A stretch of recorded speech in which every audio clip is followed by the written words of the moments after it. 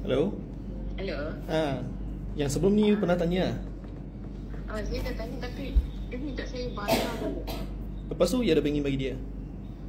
First, sebab saya tak tahu. Saya first dia minta okay, 200 saya bayar. Lepas tu tiba-tiba dia minta 1,600. You sudah ingin bagi dia?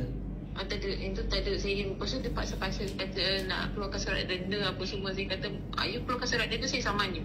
Ayo. So you tak ada ingin bagi dia? RM1 pun tak ada ingin bagi dia? Tak ada. Sikit pun tak ada? Tak ada. Oh, you jangan ingin dia, itu semua scam lah. Tapi dia kata, saya ada syarikat tau ni dekat ni. Saya kata, yelah tu. Kalau ada syarikat pun tak perlu bayar apa-apa deposit memang. Sebab saya kita kena scam dekat berapa riba ni dah dekat 3 kali ya. Oh, dia minta 3 kali lah tapi you tak ada bayar. Tak, means tempat lain pun saya apply tapi still sama juga minta bayar juga. Oh, you jangan pengen itu semua scam.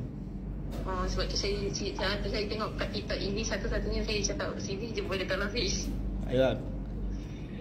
Oh, you suruh tengok saya punya TikTok lah. Saya tengok dia punya TikTok. Dengan yang siapa Raymond kan. Raymond. Raymond Raymond ada Hope tak juga. Oh, saya bukan Raymond. Awak William. Tak, saya tengok saya just nak kepastian lah. Saya just tengok okay, ramai juga yang pinjam dengan you. Oh, okay. So tengok tak macam scam lah. Tak macam scam lah. So macam nak try lah boleh dapat berapa. Okay, boleh. So I proses dulu. Nanti apa-apa saya contact balik you. Okay, boleh. Okay lah. Lagi. Okay.